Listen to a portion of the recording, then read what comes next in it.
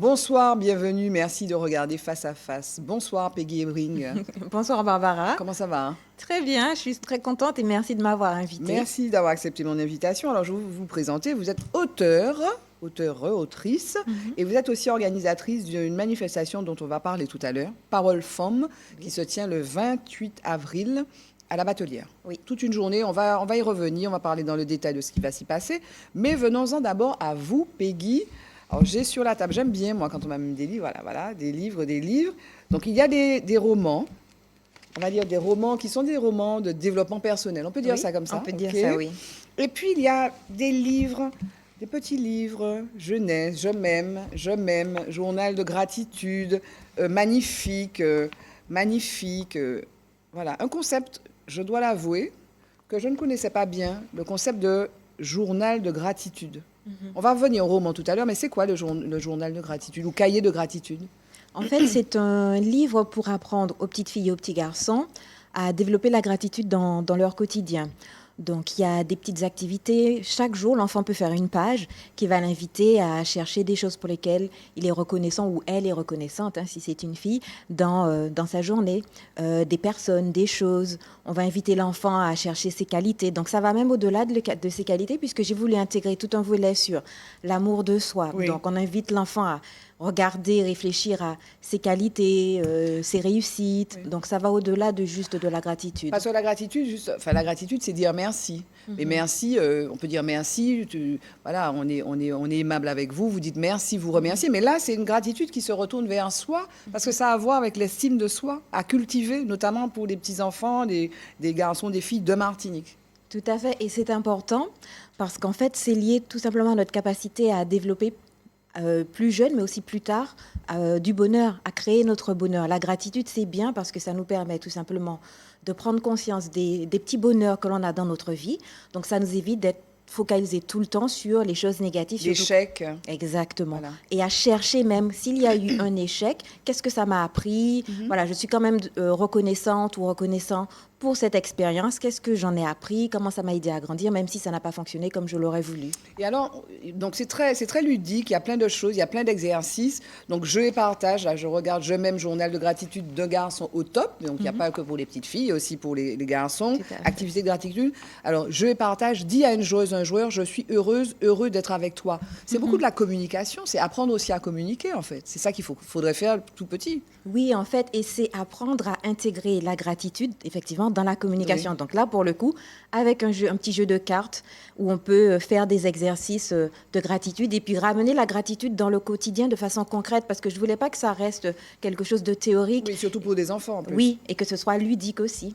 Je suis remplie d'énergie positive, je la répands autour de moi. C'est vrai que, alors, les petites filles qui sont sur en couverture, elles ont tout un afro. Voilà, c'était dans l'actualité, la loi, en tout cas, qui a été adoptée, la proposition qui a été adoptée sur la discrimination capillaire. On précise que c'est à l'Assemblée nationale, il faut encore que ça passe au Sénat. Ça va plutôt dans le bon sens, ça, parce qu'il y a un vrai problème ou une vraie question. Comment je m'accepte avec mes cheveux crépus, que je vais absolument dompter? Avant, on défrisait, peut-être moins maintenant. Mais c'est un vrai sujet, ça. Tout à fait. C'est pour ça que j'ai tenu à faire un journal de gratitude pour une petite fille noire. Au départ, ça a commencé avec les petites filles noires parce que l'idée m'est venue quand j'ai commencé à voir les vidéos qui circulaient sur Internet au sujet des réactions des petites filles quand elles découvraient que la petite sirène de Disney était noire. Oui. Donc, il y a eu plein de vidéos qui circulaient et en fait, on montrait ces réactions très émues. Et moi, ça m'a touchée. Et je me suis dit, ça montre quand même qu'au fond, en sous-jacent, il y a un besoin de reconnaissance, un besoin de valorisation. Elles ont besoin qu'on leur dise qu'elles sont belles, qu'elles ont droit au bonheur, parce que ce sont des belles histoires et qu'elles y ont droit aussi. Et donc, je me suis dit, j'ai envie de faire quelque chose pour mettre ma pierre à l'édifice. Et l'idée de ce journal de gratitude est venue. C'est pour ça qu'on va plus loin que juste de la gratitude. On leur donne aussi des portraits de femmes noires inspirantes pour qu'elles se projettent dans un avenir qui est plus grand, qui est beau, etc. Donc, il y a plein de petites choses pour les nourrir. Fatudium, oui. Des femmes, effectivement, Mae Jemison, des femmes auxquelles elles peuvent effectivement s'identifier. Oui. Et alors, vous ne venez pas du tout de ce milieu-là. Vous venez, vous, d'un milieu de la finance, de la banque. De la banque d'investissement. De la banque d'investissement, vous étiez quoi? Vous étiez courtier à Londres? Non, je n'étais pas courtier. J'ai fait un stage où j'étais assistant trader et après je suis passée Non, pas trader. Un stage d'assistant trader. Okay. Et après, effectivement, je n'ai pas voulu continuer sur la voie de trader parce que je me suis dit, en fait, c'est pas pour moi. Donc, je suis partie du côté de la gestion des risques, donc tout ce qui est risk management. Ouais. Donc là, effectivement, en lien avec le trading, et on va gérer le risque et reporter le risque au sein de la banque, quoi. Et puis un jour, vous avez dit non. Et d'ailleurs, en fait, le personnage que vous étiez, il est un petit peu transfiguré, disons, dans vos 2 livres que j'ai présentés comme des romans de développement personnel, parce qu'elle, elle fait le grand saut aussi, hein, votre héroïne. Et donc, c'est pourquoi donc, je dis que ce sont des livres de développement personnel. D'ailleurs, le titre m'y incite ou m'y invite. La quête. Oui. Oser aimer. Tout à fait. Vous étiez dans une quête.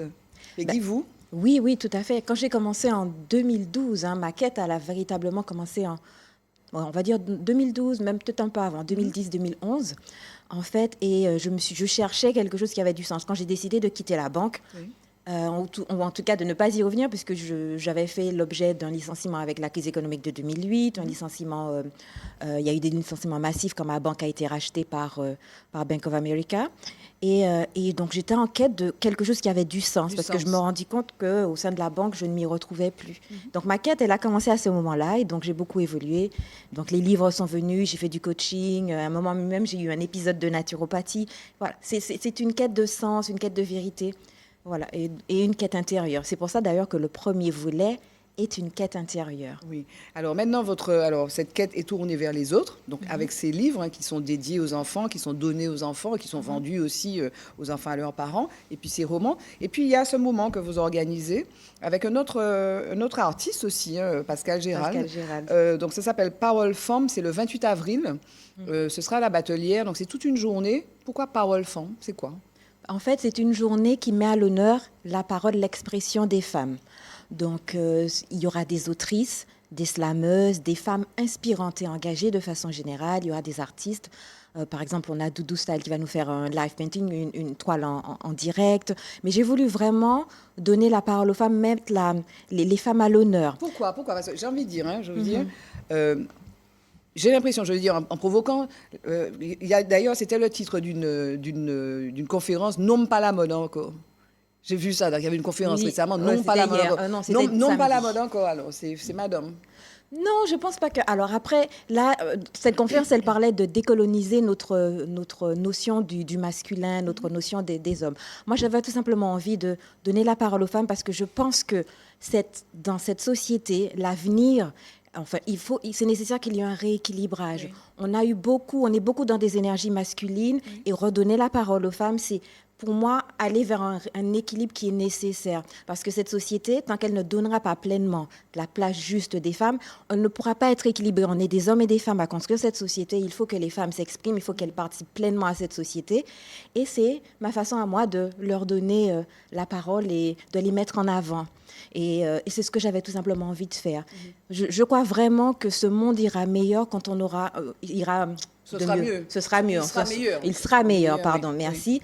Quand les hommes et les femmes travailleront plus en partenariat, en collaboration, et aussi quand les femmes retrouveront cette place et qu'elles oseront plus s'affirmer. C'est une façon aussi de dire aux femmes, d'inviter les femmes, d'inspirer les femmes à oser se lancer dans des projets. C'est pour ça que, par exemple, on a... Audrey Pommier-Flobinus qui va participer à cet événement qui intervient notamment à l'ONU parce qu'elle a une envie de changer le monde avec son organisation Humanity for the World. Elle est diplomate internationale humanitaire.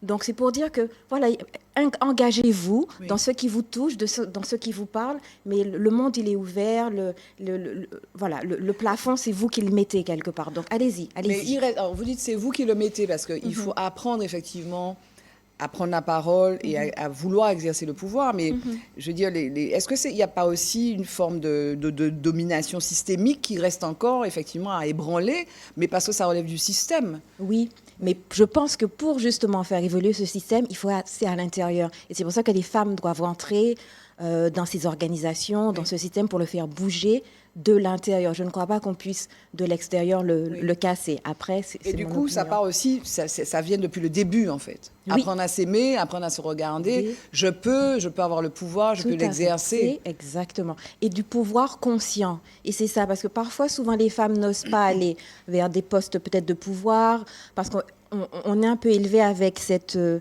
notion que le pouvoir, c'est néfaste. Il y a ça qui traîne beaucoup dans les inconscients. Il y a peut-être de ça, mais il y a aussi comment dire, des difficultés objectives et, disons, presque de logistique. Hein. Quand vous êtes maman, que vous avez vos gamins, qu'il faut aller les mettre à l'école ou bien les mettre chez la nounou, les récupérer, vous êtes cadre, je veux dire, vous faites 3 journées en une, c'est compliqué aussi, on n'a que 24 heures. Hein. Exactement. Oui. Et c'est pour ça que je crois que les femmes doivent de plus en plus devenir entrepreneurs, monter leur propre business pour pouvoir justement monter des entreprises qui soient plus adaptées peut-être au rythme des femmes, trouver des solutions. Oui. Mais je crois vraiment elle les trouve d'ailleurs. Oui, petit à petit, on évolue. Il y a les businessmans qui font un super travail, les BizMam, le réseau BizMam, pour justement aider les mères qui sont entrepreneurs. Oui. Donc, il faut chercher de l'aide, mais il y a des solutions. Et donc, c'est à toutes ces femmes, donc ces voix multiples que vous donnez la parole.